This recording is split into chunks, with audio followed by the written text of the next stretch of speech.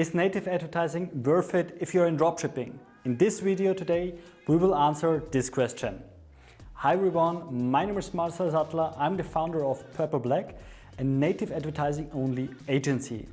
So back a few years when I started my career in native advertising, I was a dropshipper, of course. I've done everything. I've done affiliate projects, I've done dropshipping and all that stuff.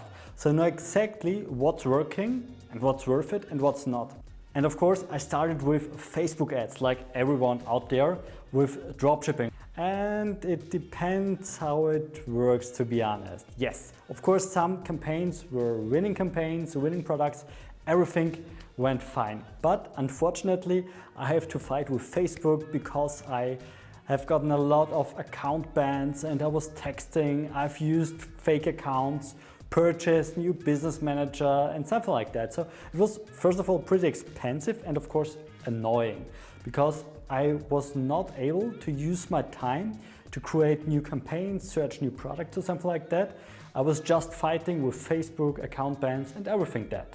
And that was the point where I tried out native advertising for dropshipping. So let's fast forward the time until today, because today I have a native advertising agency, one of the largest in Europe, and I think I can tell you a little bit more about native advertising with Taboola ads and outbound ads and dropshipping.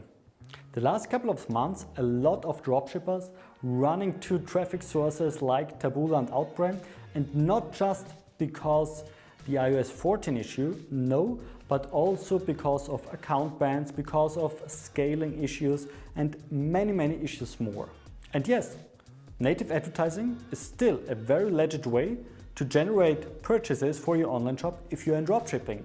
So first things first, no, you don't have to fight on native with account bans or some issues like that, like you have on Facebook. It's very smooth, very easily. But you need one thing, and it's money to start. Because native advertising testing is much more expensive if you compare it to Facebook ads. Because on Facebook you can start campaigns with, I don't know, 10 bucks a day or something like that, and that's not possible on native. The recommendation is to start with native with one campaign with 80 euros or 80 US dollar. So for example, if you have one campaign for desktop and one for mobile, just for one product, you have $80, altogether it's 160, I'm bad in math. It's $160 per day. That's the minimum start amount to gather data. And unfortunately, of course, you not just run it 1 or 2 days, so you need a lot of data to make data-driven decisions and see which product might work with, which approach might work and something like that. And my first learning for dropshipping and native advertising is never ever try to test a product on native. I decide that it's a very legit way to test a product on Facebook, see which angle, which approach works, which product works, which price point works and something like that. So test it very cheap on Facebook and scale it with the winning approaches, with the winning price points, with the winning, I don't know, sizes, colors and all that stuff, and scaling that on native advertising. Because then you already know this product is working. But never test something on native because it's still too expensive, and especially in the beginning you don't have the experience like for example we have in our agency. So you have a lot more money to spend to get the data. Another very big learning for me was to work with editorials, and maybe you're following already my channel. If not, you can do it now.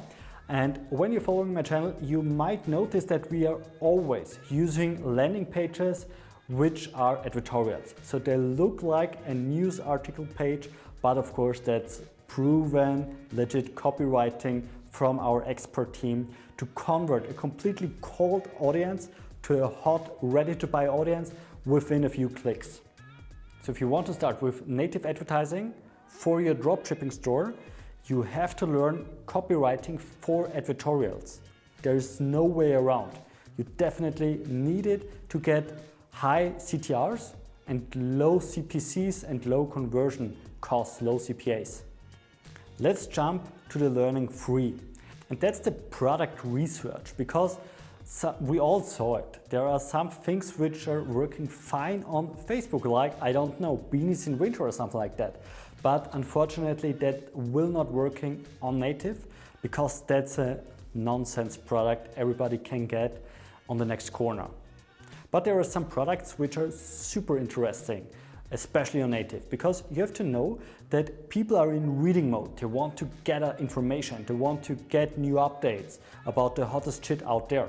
So if you have something which people never seen before, which is a completely innovative new product, or something new, a new approach or something like that, that might be working on native, especially if you have a very good copywriting in your editorial. But let's come directly to the point. You need a lot of research before you start with native ads for your product. And you can spy other advertisers out there to see which approaches they have, how long are their ads live and something like that. It's like the Facebook ads library. But you have to use paid tools like, for example, Anstrax. But with tools like Anstrax, it's possible to spy other native ads out there and search for a keyword. Let's jump to my next learning, and that's interesting for you if you want to scale your campaigns profitably. And to be honest, I learned it very, very late. And that's the point that I was extremely aggressive. So I thought everything is, or almost everything, every approach is possible on native, and that's might be true sometimes, to be honest. But unfortunately, what you're not seeing is that you have a tag, a negative point, because when you try a very aggressive approach, traffic sources like Taboola or Outbrain will approve your ads. You don't see anything, there's no issue, they will approve it and suck. But you will get a tag in their backend system, which is not visible to you, which named like aggressive affiliate. And if you get this tag, your ads will be not shown on premium publishers. Premium publishers are very, very high converting brands, very famous brand names, very premium publishers like the names say. And if you're not there, if you're not on premium publishers, it will be very hard for you to scale your campaign profitably. And of course, it's also a branding thing. You want to see your native ads on the big brands out there and not just on the few push traffic sites or something like that. Let's jump to the pricing. So the rule of thumb out there is just to double your price, and hopefully it will work. And that might be working on Facebook, but as I mentioned before, you need a bit more to testing. You need a bit more money to testing native ads out there. And therefore you have to earn more money. And the good news is that it's possible if you're selling profitably a product on Facebook with, I don't know, 49 euros or US dollar, to sell it for 79, 89 US dollar on native ads. And of course, that's a very legit way to double your profit at the end of the day, which might be interesting for you. So let me explain why is that. The typical native advertising customer is older than the average, for example, Instagram customer. And because they're older, they earn more money and they can spend more money. It's just that simple. And if you do your math, you might know that a higher income and a very attractive copywriting in your editorial works very well to get higher purchase amounts, to get higher add to cart values, and to make more profit at the end of the day. So let's talk about scaling. A very important point if you found a winning product and you want to scale it to the moon. And the first thing is scaling is possible and scaling is affordable with native advertising, especially if you have already optimized your campaign, your landing pages, your offer pages, your editorials, and all that stuff.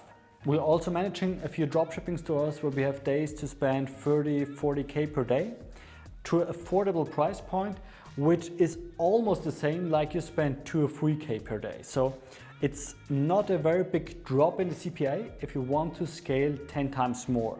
And of course, that's a very big advantage of native advertising because you can scale your campaign profitably to an affordable CPA. So let's jump to a conclusion. Dropshipping and native advertising might be a good fit, but like everywhere, you have to watch out for a few important things.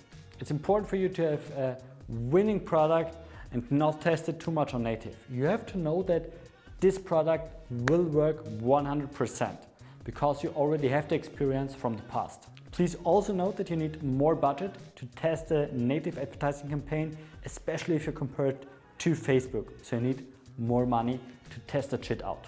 And last but not least, scaling. Scaling on native is possible. You can scale your campaign, your winning product to the moon and make a lot of money with native advertising and your dropshipping store.